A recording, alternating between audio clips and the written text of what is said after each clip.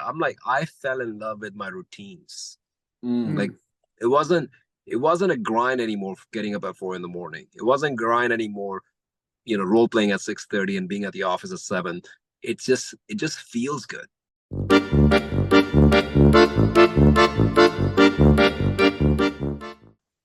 Hey， 大家好，欢迎收看房产经纪工作室。那这是一个专门为华人房产经纪所设立的频道。如果你是华人房产经纪，或者是对这个行业有憧憬的话，这个频道订阅下来绝对不会错的。那我们这个频道常常会访谈一些做得很好的房产经纪，让他跟我们分享他们是怎么变得这么成功的。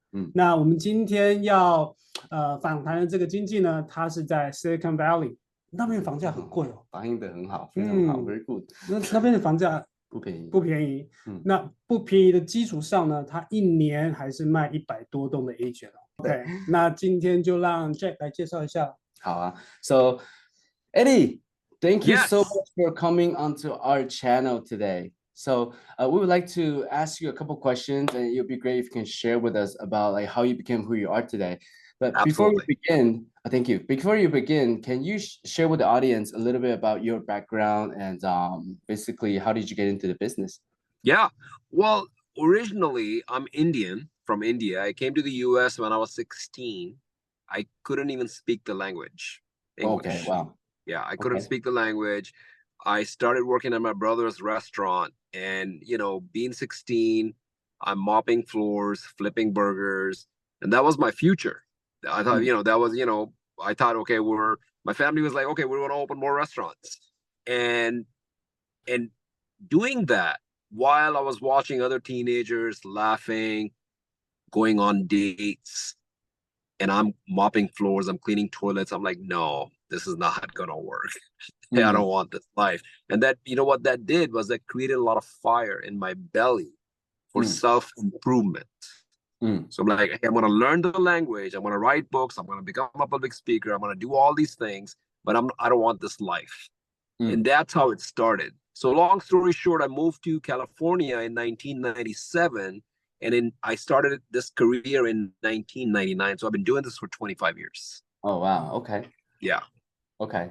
But for you, why real estate? Why real estate? That's a great question. So when I came to California in 1997, I met some friends, and all of a sudden I saw them driving these nice cars, Mercedes and BMWs. I'm like, what are you guys doing? And they're like, hey, they were in the real estate business. I'm like, oh my gosh. By the way, I hated sales. I did not like sales. I was like, I'm not a salesperson. I don't want to be on commission-only structure. But when I saw them making so much money, I thought they weren't any different than me. I thought if they can do it, I can do it. I had a lot of debt. I had a lot of, I had a huge student loan. So I'm like, hey, you know what? I'm going to give it a shot. Forget it. I'm going to give it a shot. I did not even know how to spell mortgage. But I gave myself 6 months because I was like, hey, you know what? If they can do it, I have to try. I have to give myself 6 months. So I gave myself 6 months.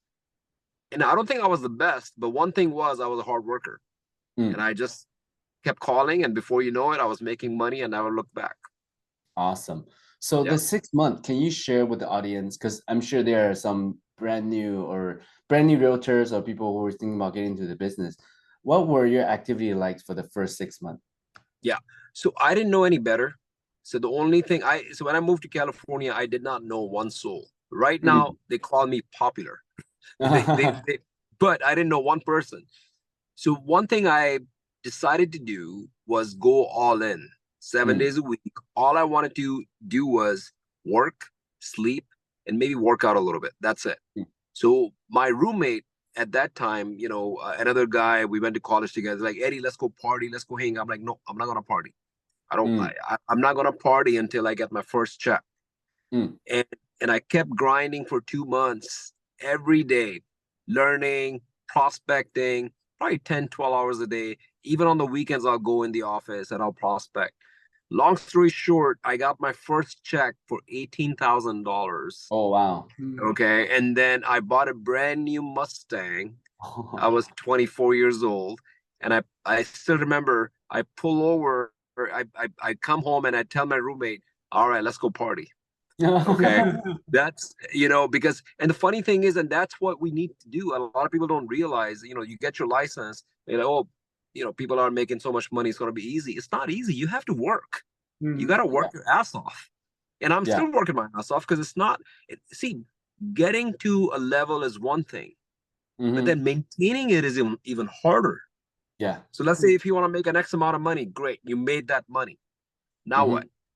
Maintaining that income or increasing it is even harder than getting there. You know what I mean? I've seen lots of ups and downs. We had the dot-com burst happen. We had the 9/11 happen. We had that pandemic happen. We had the financial meltdown in 2006-07 happened. I went through all that. Yeah. But the only thing that kept me going was I just kept working. Yeah. Okay. Yeah. I think your story, our audience can relate because most of our audience are immigrants. And we all have that fire inside. So I call it that immigrant mentality, right? Like we see an opportunity, we want to go and run with it. And if you're not running with it, then you got to ask yourself, why not? So let's dive into like the first couple years, the first year, second years, like who do you call? I mean, you call a lot of people, but do you have like certain group that you call, and where do you find the guidance? I mean, how do you know what to say? Well, in the beginning, I was just going through the motions. I was just doing what I was told to do. And in the beginning, when I say the real estate industry, I was more of a mortgage guy. We were doing some real estate, but I was doing more mortgages.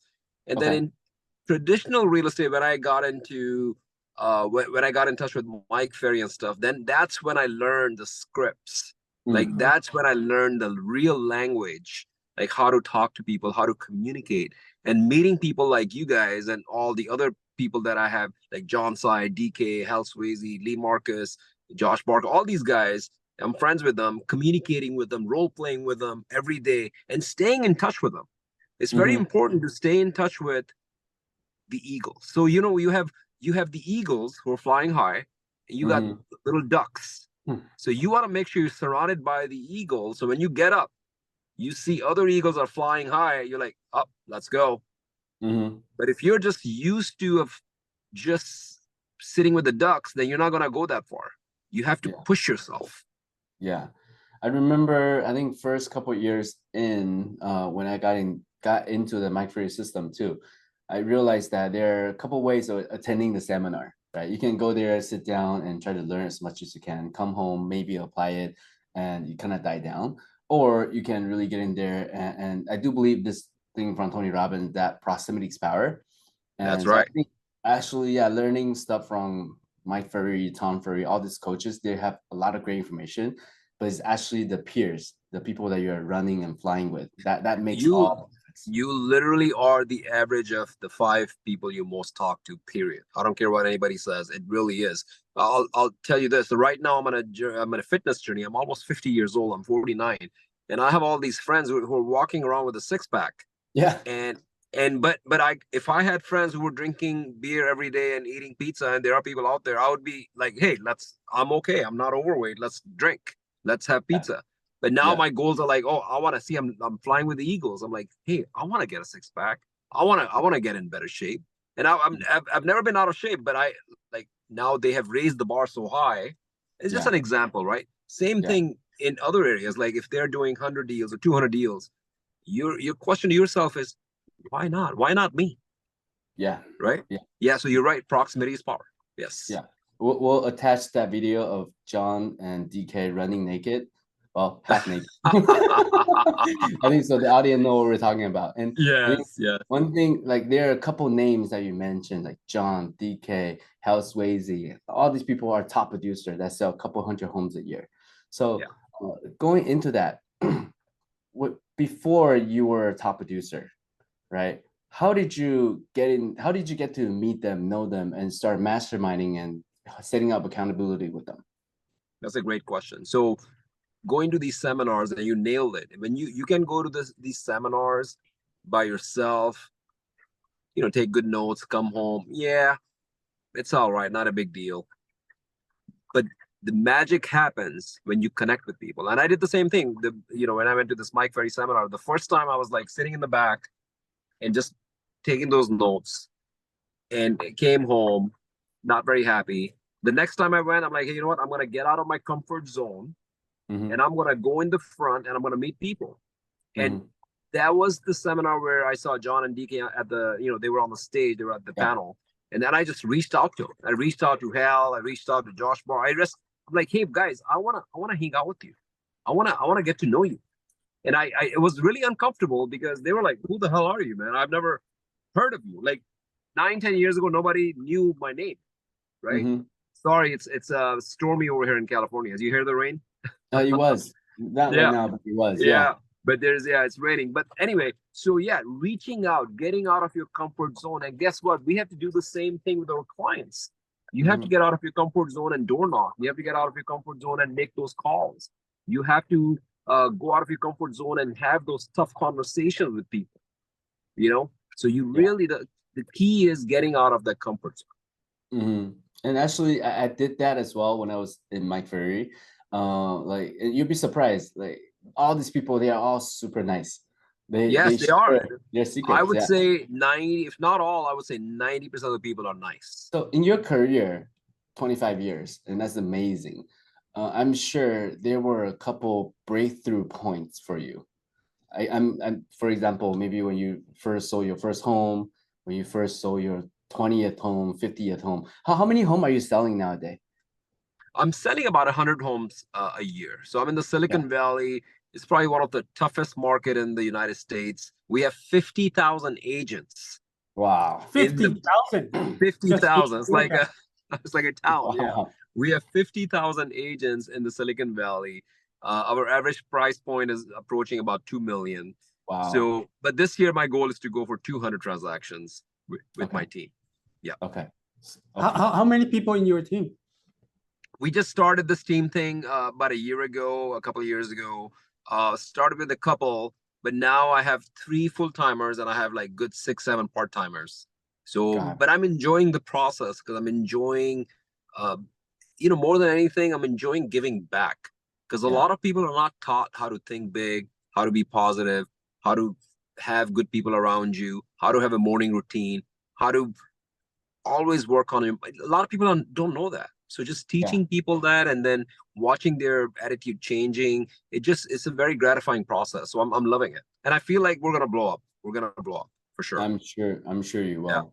Yeah. So some of those breakthrough points, what was it and what was the reason? What caused it? Well, I think the biggest breakthrough point in my life, believe it or not, probably happened 4 or 5 years ago. Because when I came to the US, you're 16, you can't speak the language. I went through this identity crisis. I wanted to be white in the beginning. I was listening to Metallica, Green Day. Then I wanted to be black. I was listening to Snoop Dogg, Dr. Dre. Then I wanted to be Mexican. I'm listening to whatever, salsa merengue, right? And then eventually I'm like, okay, I'm Indian. But then Indians are like, no, you're not Indian. You're different. So it took me forever to kind of figure out who I am. So my biggest breakthrough was, believe it, it's going to sound weird. So when 2006-07 happened, the financial crisis, right? I had to file bankruptcy because I was so heavily invested in real estate. I lost everything during that downturn. And I got into a little depression. I was drinking every day. And I was just super depressed because I lost everything and I was not feeling good about myself. But then I just snapped out of it. I snapped out of it. I read that book, Miracle Morning. I started going to the Mike Ferry events. And the biggest breakthrough, I would say, is just going to these events and meeting people and connecting with people. I think that was amazing. And even the bigger breakthrough happened 4 or 5 years ago where, before I was working, it was always, when I was working, I was working for money, paying the bills, student loan, buying a house, getting married. My kids are being born. You're always under pressure to perform, right? Yeah. And then 2006-07 happened. I lost everything. It was like, okay, again, I have to do it again. So it took me a few years just to get back on track, right? But it's the last 4 or 5 years. I think the biggest breakthrough is not about making money. It's about just doing what you love and having fun doing it. Like Anthony Robbins, he says, success without fulfillment is the ultimate failure, right? Yeah. So I really thought about that a lot. But I would say, like, the last 4 or 5 years, I just feel good about my job. I feel good about the person I'm becoming. I feel good about prospecting. A lot of times you see agents, they make a little bit of money, that they want to open a branch, they want to open a company, they want to, build a team, they want to start flipping homes, and they get distracted because they don't realize that the way they're thinking is because the experience they had making money. But what happens is when you start doing all those things, and if you're not making money, because it's not easy to be a team leader or run a new brokerage or flip homes. It requires another level of skill set, not to mention money, right? Yeah. So my biggest breakthrough, I would say, was 4 or 5 years ago, where I'm like, I fell in love with my routines. Like, it wasn't a grind anymore, getting up at 4 a.m. It wasn't grind anymore, role playing at 6:30 and being at the office at 7. It just feels good. You know what I mean? So now I'm in love with the process where I'm enjoying what I'm doing. And again, money will come when you do what you love. Yes. So your routine becomes your identity. Exactly. Basically. Yeah, you nailed it. That's it.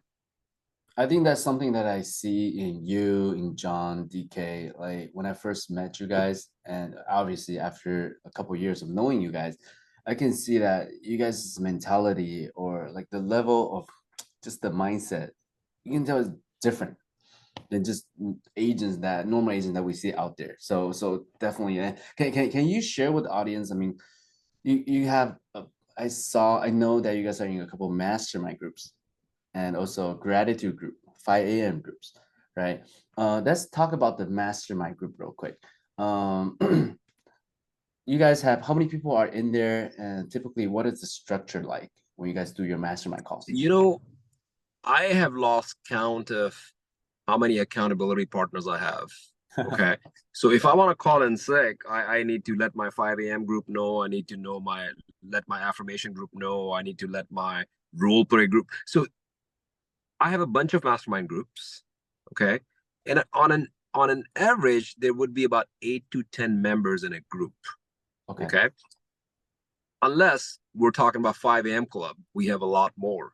We have about 40, 50 members, but 20, 30 would show up every day, 5 a.m. So to answer your question, the average is about 8 to 10.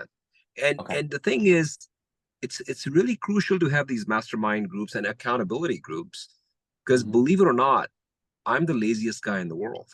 I can sleep for 10, 12, 13 hours.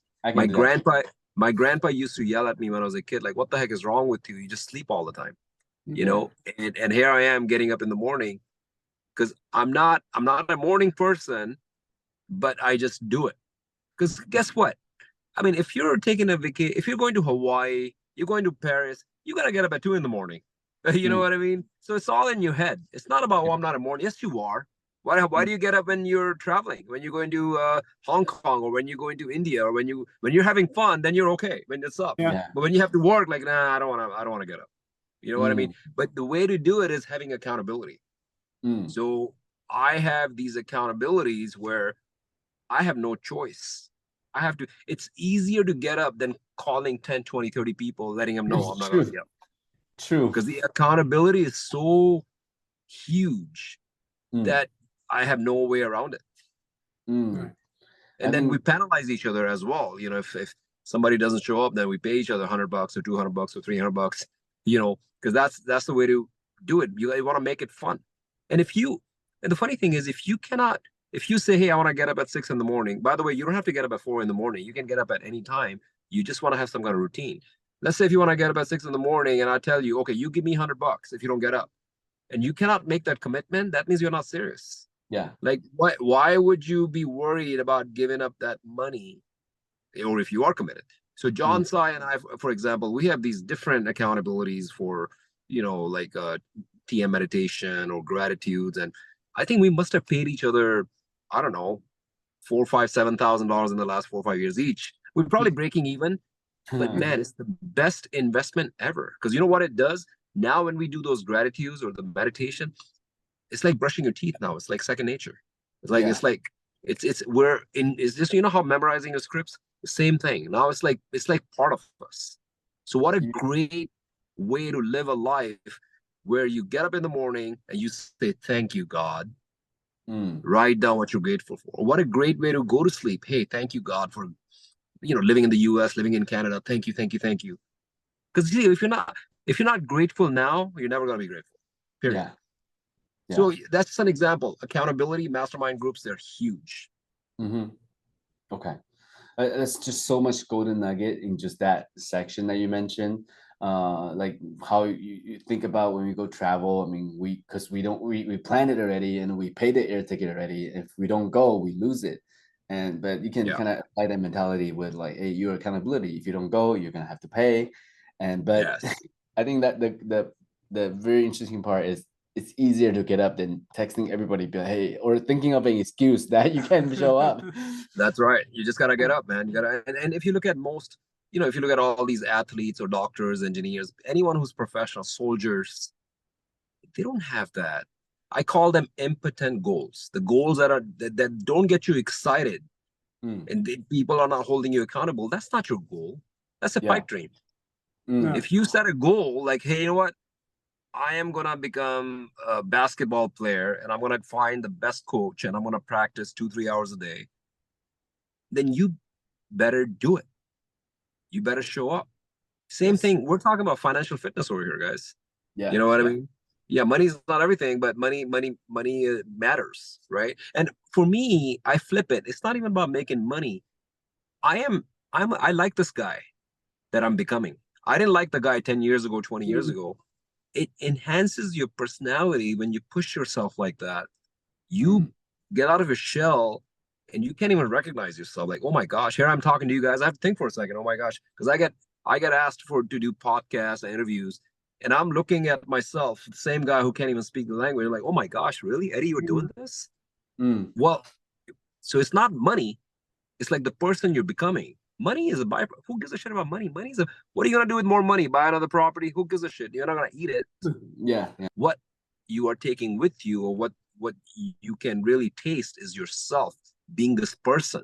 You carry this thing with you wherever you go. You cannot take $100 million wherever you go. You know what I mean? So this is more valuable. Yeah. I think that's why they say the best investment is the investment that you put in yourself. Invest in yourself. That is correct. That's right. Awesome. So Eddie, can you share with the audience like one piece of advice for aspiring realtors who wants to get to the next level? Yeah, I would say unless you're willing to work hard, then you might as well quit. Okay. Give yourself, just like what I did, give yourself 6 months or a year. Just like, let's say, if you want to get fitter, you have to give up everything for 90 days. You go all in, you eat right, you work out. Same thing over here, financial fitness. Unless you are able to give up 6 months to a year of your time, forget about partying and drinking and just going all in. Like a professional, like doctors, they have to do it in the beginning. They got to go on, they got to study. Right? Yeah. Soldiers, they got to go on that boot camp. Right? Engineers, they got to study. Same thing. And we're not even talking about 4, 5, 10 years of studying. Give yourself 6 months to a year of like all in. All you do is work and sleep. And maybe work on, when I say work and sleep, work means taking a couple hours and also working on your mindset. Because that's really important. Because you can have all the knowledge in the world, but if your mindset is not correct, it's not going to work. So how do you work on your mindset? Meditation, right? Working out, right? Doing these kind of discussions, having mastermind groups, that's going to help you with your mindset. And then you spend 8 to 10 hours a day, whatever you got to do, door knocking, being out there, open houses, making phone calls, whatever you have to do, just keep prospecting. Not just talking. Going to the office and talking to the other agents, that's not work. I'm talking about income producing activities. And that's the best advice I can give these aspiring agents. Like, you have to go all in, because guess what? 90% of them haven't gone all in. You know, they'll come in, yeah, a couple hours here and there. No, stop that. Go all in. Yeah. Awesome. Well, thank you so much, Eddie. We really appreciate you. If any audience want to reach out to you, especially send you referrals in Silicon Valley, how do they reach out to you? I think the best way to do it is Instagram, LinkedIn, or Facebook. Just private message me, and I'll respond back ASAP. Okay. Can you share your Instagram handles? Yeah, basically it's Eddie O'Broy. Just type in Eddie O'Broy, my first and last name, it'll pop up. Fantastic. We'll also put it at the bottom so agents can see. All right， 好，那今天很谢谢 Eddie 跟我们分享他这一路以来，特别是我们很多像我也是移民，他也是移民，那今天的 topic 应该有很多的 agent 都可以 relate。那如果你喜欢今天的节目内容，欢迎订阅我们的频道。那觉得你今天影片还不错的话，帮忙按个赞。那最后就是我们有一个房产经纪工作室的微信群。有兴趣加入我们的话，我们的 QR code 在下面，可以扫码加入。那就这样子，我们下个影片见喽，拜拜。